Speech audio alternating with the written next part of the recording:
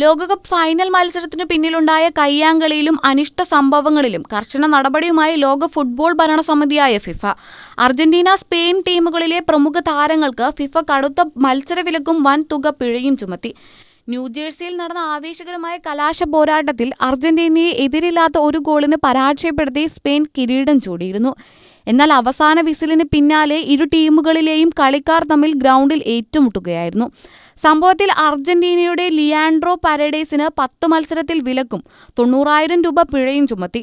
സഹതാരം നഹുവൽ മൊളീനയ്ക്ക് 7 മത്സരങ്ങളിൽ വിലക്കും $30,000 പിഴയുമുണ്ട്. കൂടാതെ അർജന്റീനയുടെ തിയാഗോ ആൽമണ്ട, സ്പെയിനിന്റെ ഗാവി എന്നിവർക്ക് ഓരോ മത്സരത്തിൽ വിലക്കും $30,000 രൂപ വീതം പിഴയും വിധിച്ചു.